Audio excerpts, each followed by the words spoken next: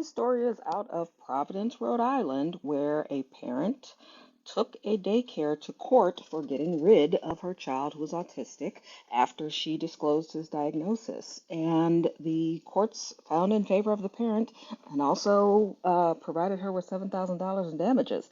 Here's what it says, and this was just recently, last month, December 13th. A Middletown Child Care Center must pay a mother and her son $7,000 in damages over its expulsion of a 4-year-old boy following his diagnosis of autism.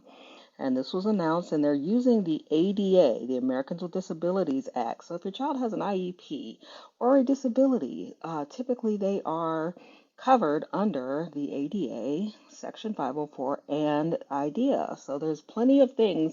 If you have an advocate and you feel like your kid's being discriminated against, there are 3 separate laws that may cover them should something like that happen.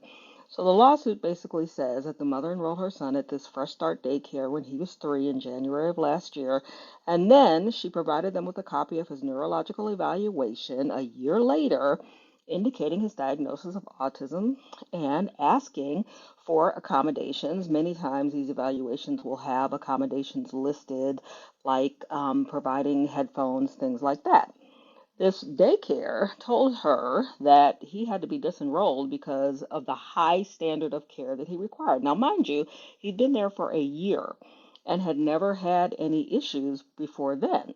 So the mother turned around and filed a complaint with the U.S. Attorney's Office in Rhode Island and said it was discrimination. And what you need to understand is ADA Title III of the ADA covers this type of stuff. So the authorities determined that they did discriminate and they didn't by denying him participation and failing to make reasonable accommodations.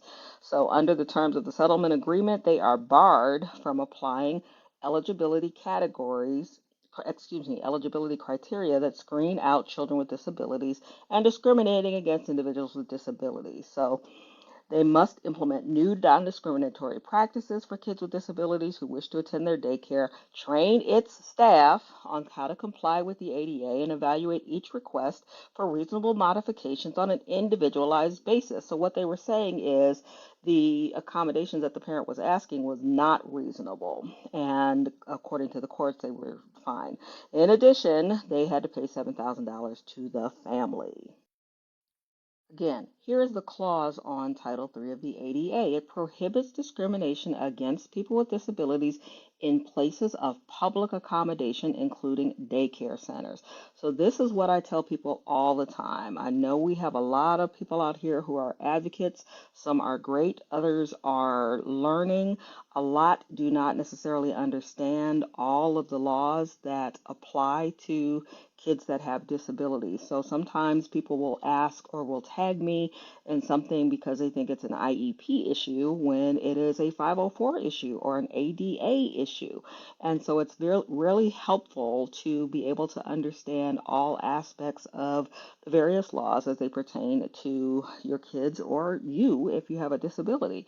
So again, Title III prohibits discrimination against people with disabilities in places of public accommodation, including daycare centers. Okay, so when you file a complaint with the U.S. Department of Justice, they have to investigate it. Typically, that is not at any cost to you. I don't know if they needed an attorney in order to get payment to have a civil lawsuit, but this is something that everyone should understand, and you have a right to be in these places. So hopefully, this helps you.